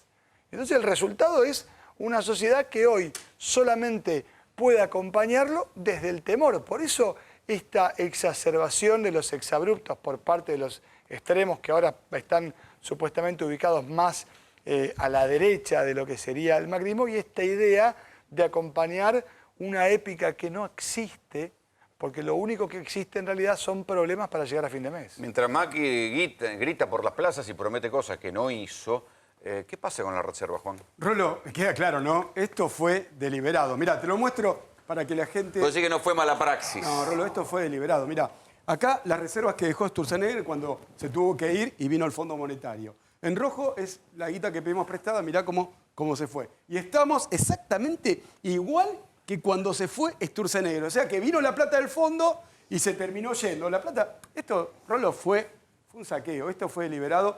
Y porque la gente se pregunta, ¿dónde está la plata que falta en los comedores? ¿Dónde está la plata que falta en las pymes? Rolo, está acá, se la llevaron. ¿Aguanta hasta fin de año? Mira, qué buena pregunta. Yo creo que las expectativas de un cambio de gobierno hace que sigamos. Las Hay reservas se expectativas. siguen yendo. Yo creo que el trabajador tiene expectativas. Sí, las reservas se siguen yendo. Bueno, yo creo, Rolo, y yo creo que puede aguantar. Puede aguantar. ¿Usted qué dice? No sé, el dólar subió 20 mangos después de las elecciones. A mí el otro día un colega, de periodista, quiero decir, no del lado de economía, un colega me decía, claro, me decía, bueno, pero está todo muy tranquilo. Y yo digo, pero pará, está tranquilo si porque... está tranquilo hasta que deja de estarlo. En términos económicos es como que en los primeros 15 minutos te hicieron 6 goles y estás en el segundo tiempo y está 0-6. Vos decís, bueno, pero no hay más goles. Sí, pero el riesgo país es 2.000 puntos y debes plata con la tarjeta de crédito. La tasa es 200%. Si querés cambiar un cheque, la señora que tiene un jardín de infantes en Recoleta ve cómo cierran sus colegas. No es que está tranquilo, es que en Argentina, mirá, tenemos el cuerpo tan lleno de moretones que cuando en vez de una trompada recibimos solamente un bife, nos parece una caricia. Claro, es un logro. Zambolini, ahora, igual, ahora quiero que escuches la historia que nos va a contar Cerolini. Es la historia de un árbol. Bien. Vamos a empezar por... Ese que está ahí es Cerolini joven, cuando se empezaba a preocupar por los árboles. No. Yo voy a contar la historia de una noticia que no me animé a publicar hace 4 años porque nadie me lo hubiera creído.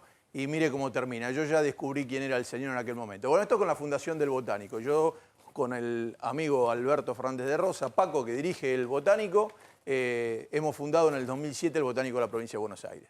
Bueno, esta es la noticia de Clarín, que está publicada, que salió, el Botánico sigue funcionando y tenemos... Bueno, y por alguna de las notas que hice en Pronto se llegaron a trasplantar árboles de esta característica, que tiene 20 metros de altura este árbol cerca de la Quinta de Olivos y 30 toneladas de peso, era una araucaria. Bueno, ahora mire lo que me pasó a mí. Yo publiqué en Pronto esta nota. ¿Por qué esta barbarie? No sé si usted conoce la Avenida Libertador. Sí, claro. La Avenida Libertador está forestada con tipas, que son unos árboles...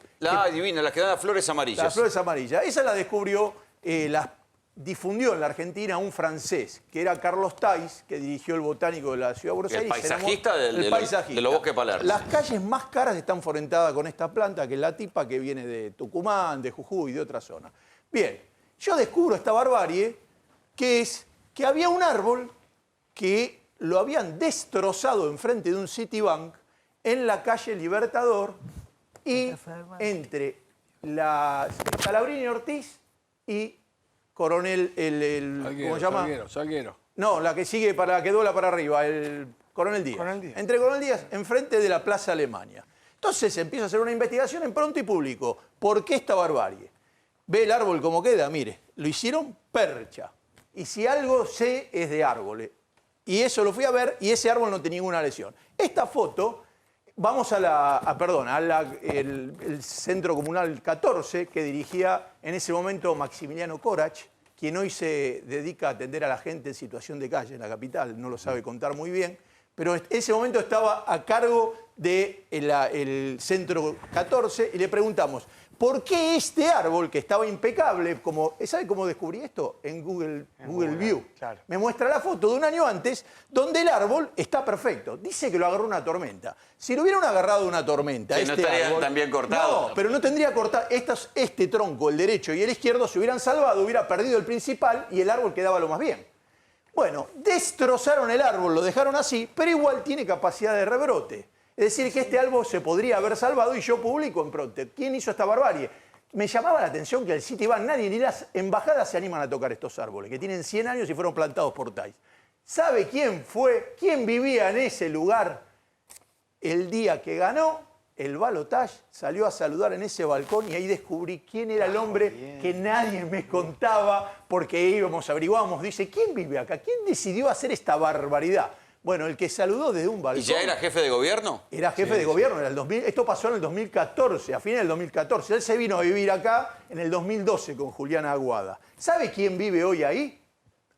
Arribas. Arribas, el jefe de los espías. Sí, bueno, sí. Ese árbol lo destrozaron. O sea, ahora, siendo Macri jefe de gobierno y viviendo ahí... Yo no sabía que vivía ahí. Destrozaron el árbol. Yo no sabía que vivía ahí. Yo denunciaba, quería saber si era el Citibank. Nadie hablaba. Claro, por eso nadie hablaba. Nadie hablaba. Entonces yo digo, mira, me dijeron que vive una hija de Macri acá. Eso sí tenía el dato, que podía ser una hija. No. ¿Qué pasó? No pasó nada. El día que gana las elecciones, yo digo, este lugar lo conozco. Esto es lo que yo denuncié. Y lo que denuncié, al día siguiente me entero que este muchacho vivía ahí. Usted hubiera publicado la noticia, ¿quién me hubiera creído? Hubieran dicho, ya empieza a jorobar, recién gana y ya lo están matando. Bueno, con los 4 años, con lo que ha pasado, sabemos qué le importa, qué le puede importar un árbol. Claro, si no le importa a la gente, menos le iban a importar los árboles. Así yo ya supe qué crápula era en aquel momento. Mirá, ya tenés una historia de campaña. Sí, la verdad que sorprendente. Muchachos, muchísimas gracias por venir. Gracias, Rolando. Quiero hablar un poquito con Juan Pablo Godoy Vélez sobre la ley del perjurio. ¿De qué se trata esto? Porque hoy hubo un cruce entre Alberto Fernández y Patricia Bullrich sobre si las personas que están detenidas y acusadas de un delito pueden mentir o no, y esto se quiere modificar. Alberto salió rápidamente a decir que esto era anticonstitucional, que no iba a pasar ningún amparo. ¿Es así, Juan Pablo? Sí, es así, tal cual. ¿Qué es lo que modifica? Bueno, justamente el artículo del Código Penal que fijaba el delito de falso testimonio, ¿sí? Antes solamente podían cometer falso testimonio un testigo, un perito o un intérprete, ¿sí? O sea, si uno mentía cuando te están acusando de un delito, no importaba. No Era parte de tu importaba. estrategia de defensa. Ahora, según la redacción, es todo el que sea parte de un proceso judicial o procedimiento administrativo. O sea, ya ni siquiera estamos hablando de, digamos, como plantearon que no se puede mentir si uno es el imputado. Un Es en procedimiento cualquier administrativo. cosa. O sea, vos mentís en, no sé, en una multa y cometés el delito. Pero lo que es más grave, se aplica también Está bien, pero al testigo, al perito, al intérprete y al abogado. Eso sí que es una ¿Al violación abogado? total a la defensa en juicio. Y ahí sí que vamos a meter otro amparo. Si esto avanza... Al abogado también. O sea, al abogado. se les complica, Aparte, muchachos. yo no veo en qué situación podría un abogado estar declarando. Un abogado normalmente presenta un escrito y lo firma junto con su cliente, ¿sí? Pero las afirmaciones son del cliente. Incluso aún cuando uno actuara en calidad de apoderado, que sucede en muchos casos, las afirmaciones que hace respecto de algún hecho son las de los clientes, ¿sí? No, y además porque la mentira, ¿qué se considera la mentira? Si un fiscal te persigue, te hincha y considera que es mentira lo que vos dijiste porque es un detalle, mentiste en algo que a lo mejor... No, pero es que realmente no te resiste... complican la vida, ¿eh? No resiste el menor análisis. El artículo 18, que es el, Que nadie es famoso, que nadie consagra puede ser obligado la a declarar defensa en contra sí juicio, mismo. dice textualmente, nadie puede ser obligado a declarar contra sí mismo, ¿sí? Yo escuché que tanto Bullrich como Garabano decían que, bueno, que en realidad no puede... Que se calle la pueden no boca. declarar y listo. Pero entonces, nosotros hoy cuando una persona, digo, vamos a un proceso penal, en una indagatoria puede guardar silencio, ¿sí? Pero entonces en estos términos, si vos no podés mentir y si no declaras es porque sos culpable. Claro. O sea, te están invirtiendo la carga de la prueba, te están tergiversando las garantías constitucionales. No, y una vez que te detienen te podés llegar a comer unos cuantos años antes de que te suelten o te juzguen. Eso sin lugar a dudas. Igual. ¿Sí? A ver, Oscar, volvamos un poco a lo de Ecuador. ¿Cómo cuánto lo que está pasando en Ecuador o el plan tiene que ver con lo que se discute acá en la Argentina o lo que se dispuso aquí en la Argentina? Se acudió al Fondo Monetario, el Fondo Monetario le ofrece un préstamo. Pero poquito comparado con la Argentina. Y la economía también es más pequeña y la población es más pequeña. Es poco, sobre todo por el tipo de deuda que tiene el Ecuador. Era totalmente innecesario acudir al fondo porque eran 10.000 millones en total y en un tramo de 4.000 millones. El fondo lo principal es defender al sistema financiero. A veces se le reprocha al fondo si fracasó o no en un país, cuando en realidad la responsabilidad del fondo... Claro, no cuida a defienden los pobres. bancos, no los países. Eso lo tienen que hacer los gobernantes. En Europa, antes de irme a Ecuador, medio minuto, hay dos modelos de cómo se aborda la situación con el fondo. Está Portugal y está Grecia. Grecia aceptó todo el condicionamiento del fondo y hay una... Se le cayó la economía. Gigantesca. Portugal ahora es la estrella. Ellos estaban en los PICS, ¿no? Digamos, el acrónimo despectivo que significaba cerdos, que era Portugal, Irlanda, España y Grecia. Y salieron. Ecuador acude al fondo y el fondo le pone una cantidad de condiciones... Ahora, ahí te quiero detener, porque hay algo que hay que contar, que tanto como en Grecia como en Portugal estaban en la zona euro, o sea que estaban en una moneda estable, no tenían problema de inflación. Del mismo modo Ecuador, que es dolarizado, no creo que tuviera problema de inflación.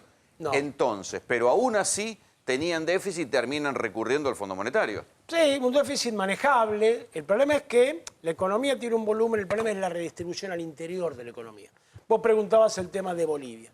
Primero, el modelo boliviano es bueno para los bolivianos. Es muy difícil repetir de un país a otro, sobre todo con las características tan propias.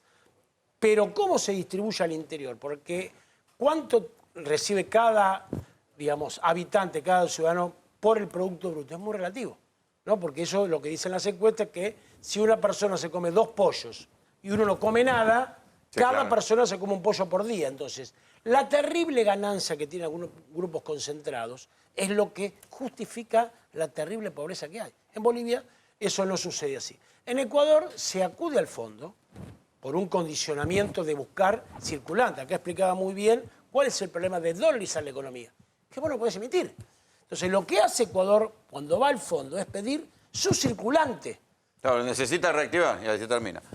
Oscar, gracias por venir. Gente, gracias por venir. Nosotros nos vamos. Esto fue GPS. Le agradecemos a la gente de Los Panqueques Hernán que nos manda comida para que aguantemos a esta hora. Acá estos borrachos se van al corralón. Compórtense. Lo de borracho no hagan desastres. No hagan desastres en el corralón. Nosotros nos vamos. Esto fue GPS. Chau.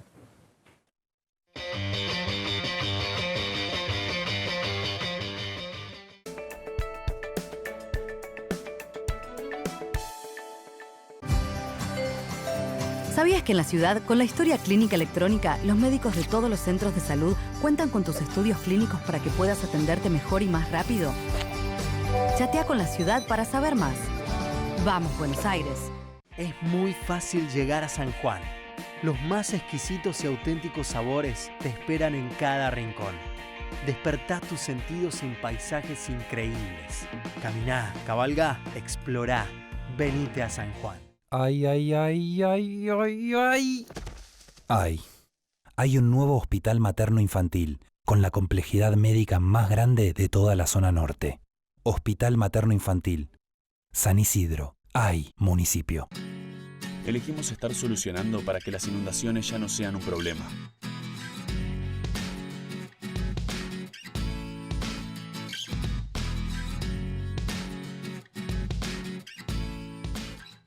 En Varela cuidamos tus derechos. Antes de comprar un terreno o una propiedad, asesórate e informate. Acércate al municipio y recibí toda la información. Evita eventuales engaños o estafas. Municipalidad de Florencio Varela, cerca tuyo.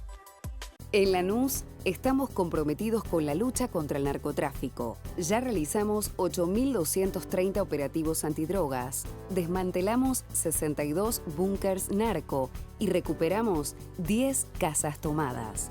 Nuestra prioridad es la seguridad de nuestros vecinos. Informate en www.lanus.gov.ar. Lanús nos une. El PGA Tour Latinoamericano se presenta por primera vez en el Termas de Río Hondo Golf Club. Del 28 de octubre al 3 de noviembre, Termas de Río Hondo es vida y también el mejor golf. El gobernador de la provincia de San Juan, Sergio Uñac, expuso en la Feria de Minería en China las ventajas de su provincia para atraer inversiones destinadas al sector de la industria minera. 省委副书记、省长龚正今天在济南会见了阿根廷圣胡安省省长塞尔吉奥·乌尼亚克一行。龚正对客人来访表示欢迎，简要介绍了山东经济社会发展情况。他说，山东正深入学习贯彻习近平总书记视察山东重要讲话、重要指示批示精神，紧紧围绕走在前列、全面开创的总目标、总定位，大力实施新旧动能转换重大工程。 国家战略平台集聚，新动能成长，结构优化，生态改善，动力增强明显加速，高质量发展全面启示，为深化两省合作创造了更多机遇。希望双方建立政府间沟通协调机制，密切采矿、葡萄酒、基础设施建设等领域合作，创造良好营商环境，促进双向投资，加强科技、教育、文化、旅游等领域交流，推动合作取得更多成果。 塞尔吉奥·乌尼亚克高度评价了两省合作取得的新成效，介绍了圣胡安省开展对外交流合作的重点领域，表示将为推动两省在更深层次上的合作做出努力。会见后，龚正、塞尔吉奥·乌尼亚克共同见证了山东省政府外事办公室与圣胡安省政府财政部签署关于推动建立友好交流与合作关系的谅解备忘录。 副省长任爱荣、阿根廷驻华大使戴铁戈参加活动。